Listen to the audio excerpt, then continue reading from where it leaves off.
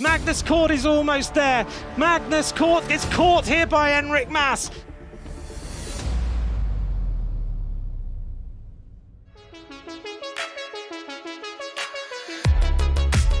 Roglic takes the first red jersey. It's a photograph between Jakobsen and Philipsen. Brian Taramay wins the stage. Big crash in the peloton. 2 wins in the Vuelta for Jasper Philipsen. Oh, big crash of Valverde. Michael Storer takes stage 7. Jakobsen takes his second stage win. Damiano Caruso wins.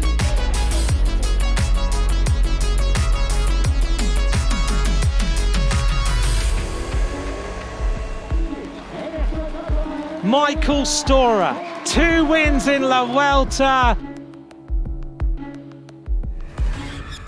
Bonjour à tous et bienvenue sur la 11e étape de la Vuelta. Comme sur l'étape de la veille, les baroudeurs risquent d'avoir les coups des franches pour attaquer le final avec une certaine marge et se disputer la victoire d'étape à Valdepéñas-des-Gens. Étape courte et nerveuse, à attendre avec un gros rythme, prendre l'échappée risque d'être compliqué.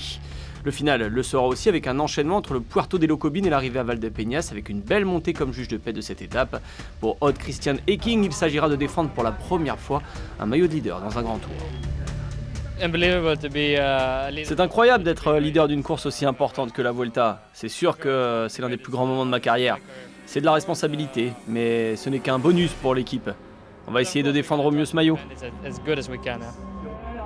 Primoz Roglic, lui, continue de le clamer, il ne vise pas les étapes et gère son effort sur 3 semaines pour remporter sa 3e Vuelta de rang.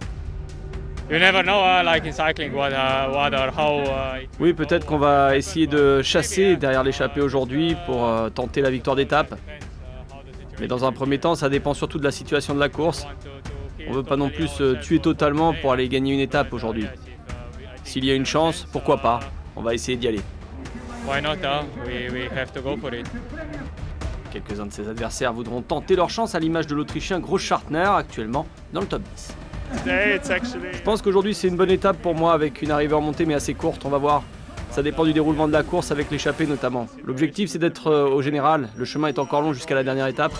On va continuer sur cet objectif, si je peux être dans le top 10, c'est top.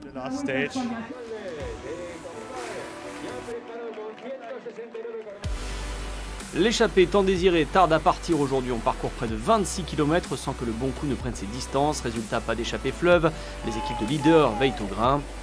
En revanche, 5 hommes sous l'impulsion de Magnus Cort Nielsen vont parvenir à prendre leur distance.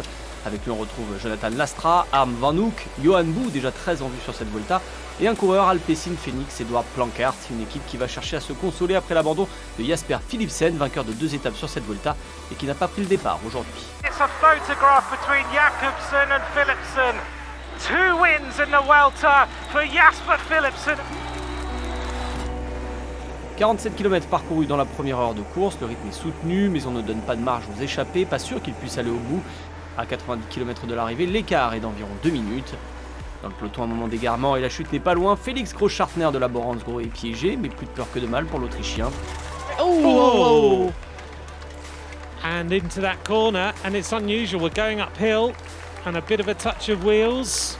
Le maillot rouge pourrait encore changer d'épaule aujourd'hui. Outre les favoris, Guillaume Martin pourrait tenter sa chance dans le final et grappiller la petite minute de retard qu'il a sur Eking. En tête de peloton, on retrouve Jumbo-Visma et Team Bike Exchange qui relaient les coéquipiers du maillot rouge. Et finalement, l'écart chute rapidement. À moins de 70 km de la ligne, les hommes de tête possèdent une petite minute 30. Il va y avoir de la bagarre en fin de course pour le général. Dans cette étape, avec une seule difficulté répertoriée, les coureurs sont tout de même sans cesse en prise, de dénivelé plus que positif et surtout, l'arrivée à Valdepéñas-des-Gens est devenue classique sur la Vuelta, surtout dans les années 2010, avec 3 arrivées des Espagnols à chaque fois vainqueurs. 2010 c'était Igor Anton, 2011 Joaquim Rodriguez et 2013 Dani Navarro. Les pentes très raides du final feront une nouvelle fois la sélection aujourd'hui. L'échappée, elle, résiste avec 1 minute et 20 secondes d'avance alors que l'on entre dans les 25 derniers kilomètres.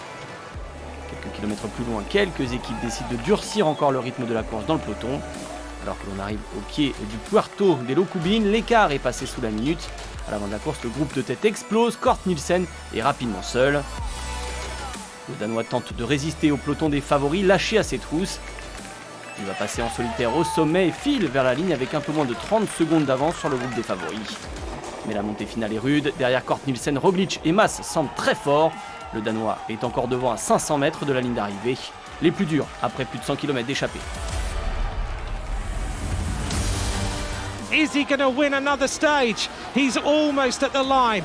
Here goes Mas now. Big attack from Movistar. Magnus Cort is almost there. Magnus Cort gets caught here by Enric Mas. Here goes Mas, trying to get rid of Roglic. Haig is there. Adam Yates is there as they fight towards the top. Vlasov in difficulty. Odd Christian Eiking is still there in the group.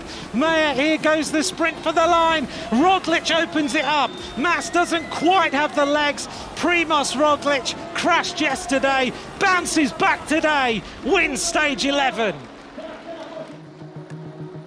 Primoz Roglic ne chasse pas forcément les victoires d'étape sur cette Vuelta, mais lorsqu'elle s'offre à lui, le Slovène ne les boude pas.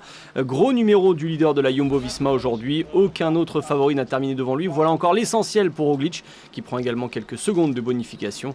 Roglic qui s'offre une 7e victoire d'étape sur la Vuelta en 3 ans, de loin sa course préférée désormais.